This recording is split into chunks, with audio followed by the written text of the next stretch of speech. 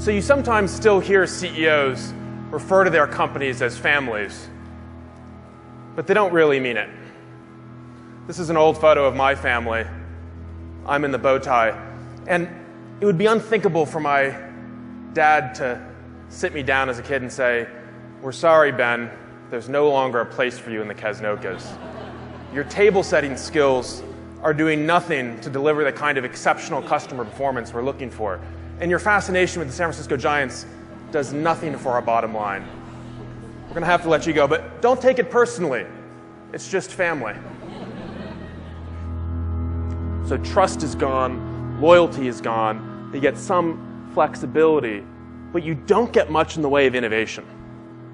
The one-day contract doesn't actually lead to the kind of adaptable, entrepreneurial workforce that we want to cultivate to reach new heights of innovation.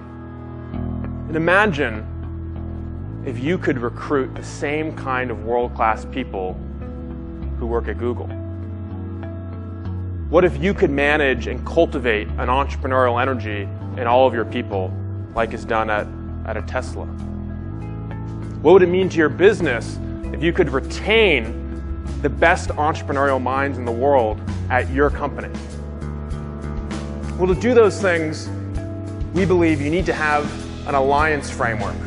And within an alliance framework, you want to choreograph the progressive levels of commitment in the employer-employee relationship using a framework that we call tours of duty.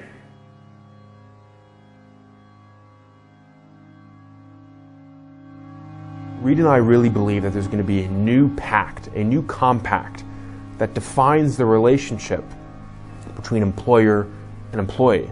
Because the old compact, this idea that an employee shows up to work totally untrained, totally unentrepreneurial, and pledges lifelong loyalty to your company in exchange for being trained and being told what to do and for utter job security, that relationship is disintegrated.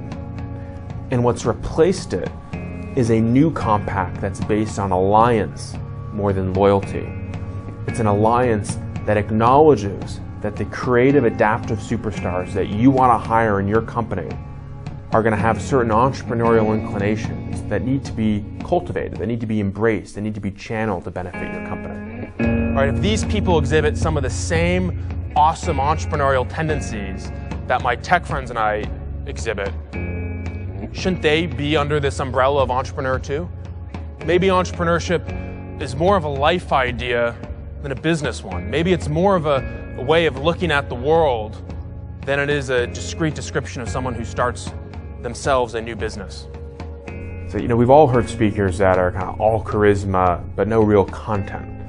And I try to bridge those two worlds by both, inspiring an audience, trying to share some from my own personal journey and talk about why I'm optimistic about the future, but also share some real practical, specific, substantive ideas about how we can improve ourselves, improve our companies, and ultimately improve the world at large. We remember Jeff Bezos and Steve Jobs, but we forget about all the allies and lieutenants and networks they built up around them.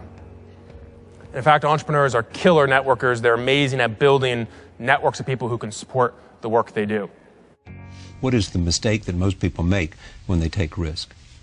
I think most people have a sense that risk is something you can avoid.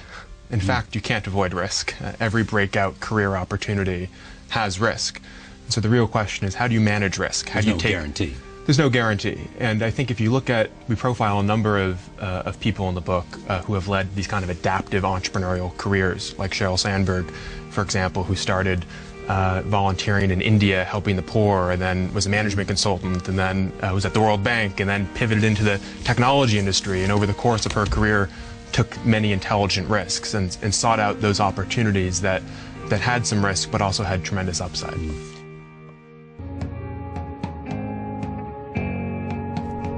I'm not a full-time speaker. And the reason I'm not a full-time speaker is I think it's really important to live in the world, to work at an office, to experience the things that most people experience on a day-to-day basis. So that when you do show up to make a presentation and give a speech, you can speak in a way that resonates with people who live in the real world.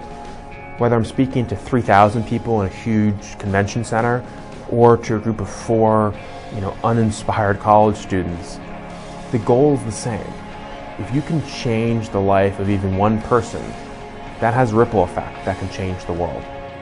For entrepreneurs, impact is the drug of choice. And that's why if I can have an impact on even one person, that provides the ultimate satisfaction. It's why I do what I do.